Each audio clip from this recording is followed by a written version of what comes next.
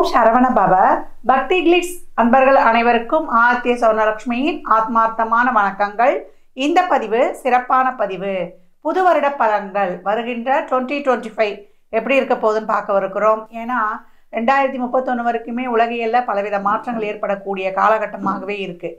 ஏன்னா கர்ம கிரகங்களுடைய சஞ்சாரங்கள் அப்படி இருக்கிறதுனால நம்ம எல்லாருமே கிரகங்கள் மாறதான் போகுது. நம்மளுக்கும் பயிற்சிகள் வந்து கொண்டே தான் இருக்க போகுது. அதனால் 12 ராசிக்காரர்களுமே நம்ம அப்துல் கலாம் ஐயாவுடைய பொன்மொழிகளை தான் தாரக மந்திரமாக வைத்துக்கொள்ளணும். உங்கள் அனைவருக்கும் தெரிந்தது தான், I am the best, I can do it, God is always with me, I am a winner, today is my day. ஒவ்வொரு நாளும் உங்களுக்கான நாள் அப்படின்னு நீங்கள் செயல்படும் பொழுது இந்த வருடம் மட்டுமல்ல, இப்போ வரக்கூடிய கிரக பயிற்சிகள் மட்டுமல்ல, வாழ்நாள் முழுவதுமே நீங்கள் சிறப்பாக இயங்கலாம். இப்போது மகர ராசி மகர லக்னத்திற்கான பலன்களை காணவிருக்கிறோம். இந்த 2025 எப்படி இருக்கு அப்படின்னு பார்க்கும்பொழுது ரொம்ப அருமையான வருடம் அப்படின்னு சொல்லலாம். மகரத்திற்கு மறுமலர்ச்சி ஏற்படும் அப்படின்னு சொல்லியாச்சு. ஏன்னா மகத்தான வருடம். ஏழரை சனியில விரயச்சனி முடிஞ்சு, ஜென்ம சனி முடிஞ்சு, இப்போ பாத சனியில் சென்று கொண்டிருக்கிறவங்க உங்களுக்கு எல்லாம் மே மாதத்துக்கு அப்புறம் இன்னும் நல்ல பலன்களே நடக்கும் அப்படின்னு சொல்லலாம். குரு 6க்கு போனாலும் கடவுள் வம்பு வழக்கு, கடன் பிரச்சனை, உடல் ஆரோக்கியத்தில் கொஞ்சம் நம்ம கவனமாக இருக்கணுமே தவிர மற்றபடி அனைத்துமே சிறப்பான பலன்கள். உங்களுடைய விடாமுயற்சி விஸ்வரூப வெற்றியை தரும். தொழிலில் நல்ல ஒரு சிறப்பான முன்னேற்றம். ஒரு பிஸ்னஸாக இருந்தாலும், ஒரு நல்ல ஒரு 10 பேரை வச்சு வேலை செய்வதாக இருந்தாலும், இல்லை தொழிலுக்காக முயற்சி செய்கிறோன்னாலும் மகரத்திற்கு ரொம்ப அருமையான பலன்கள் அப்படின்னு சொல்லலாம். இந்த காலகட்டம் உங்களுக்கு தன வருவாய் ரொம்ப சிறப்பாக இருக்கும். வெளியூர் வெளிநாட்டில் சொத்து சேர்க்கக்கூடிய வாய்ப்பு, அதே போல் ஒரு சிலருக்கு கடன் தீரக்கூடிய வாய்ப்பு, இதெல்லாம் ரொம்ப அருமையாகவே இருக்கும் அப்படின்னு சொல்லலாம். இன்னும் நம்மளுக்கு ஏழரை சனி இன்னும் முடியாதனால உடல் ஆரோக்கியத்தில் கொஞ்சம் கூடுதல் கவனம் தேவை அப்படின்னு சொல்லியாச்சு. வம்பு வழக்கு, கோர்ட்டு கேஸ் இருக்கிறவங்கலாம் இன்னும் கொஞ்சம் கவனமாக இருப்பது ரொம்ப சிறப்பு. எப்பயும் ஒரு விஷயத்துக்கு நீங்கள் எஃபர்ட் போடுறீங்க, ஒரு முயற்சி பண்ணுறீங்க அப்படின்னீங்கன்னா அந்த முயற்சியை தொடர்ந்து போடுங்க, விட்டுறக்கூடாது. இப்போ ஒரு இடத்துக்கு போகிறோம் ஒரு காரியம் செய்கிறதுக்கு, அந்த இடத்துல அந்த காரியம் நடக்கலைன்னா நம்ம அந்த முயற்சி கைவிடக்கூடாது. ரிப்பீட்டு, இது மட்டும்தான் உங்களுக்கு அனைத்து விதமான தொழில், திருமணம், வேலைவாய்ப்பு, கணவன் மனைவிக்குடைய இருந்த பிரச்சனைகள் நீங்கி ஒன்று கூடுவது, இல்லைன்னா அதுக்கும் தீர்வு கிடச்சி மறு திருமணம் நடப்பது.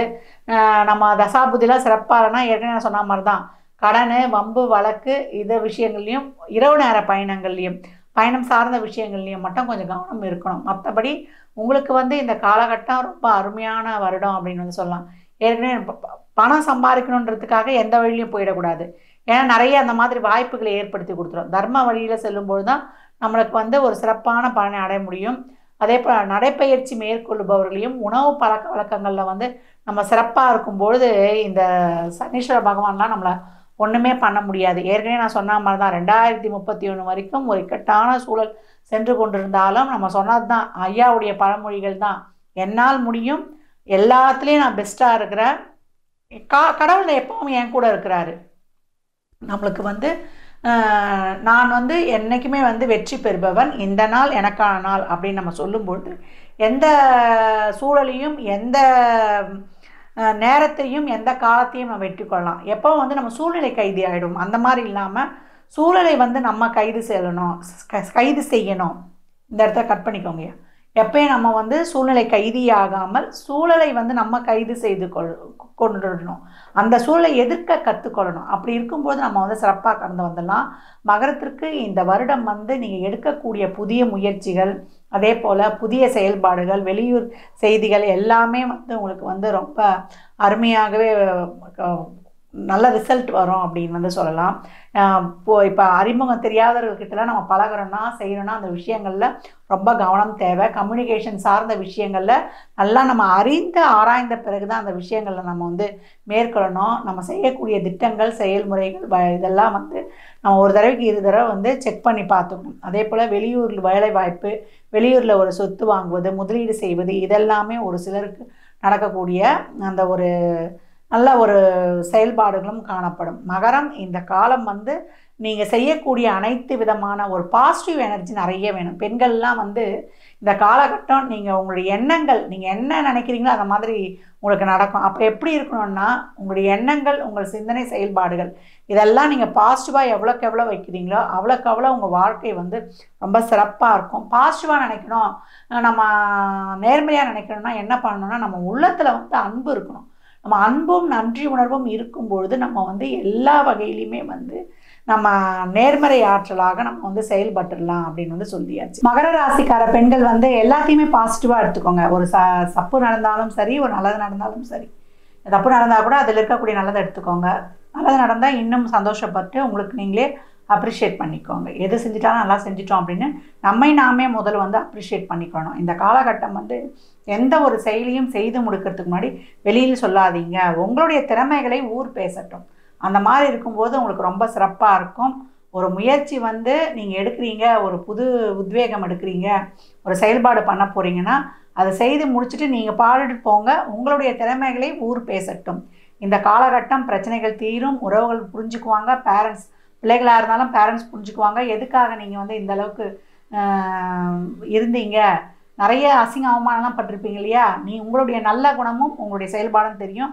எதையும் வந்து நிறுத்தி நிதானமாக கடந்து வரக்கூடியவர்கள், இதுக்கு தான் இவன் இவ்வளோ யோசனை பண்ணானா அப்படின்னு உங்களை புரிந்து கொள்வார்கள்.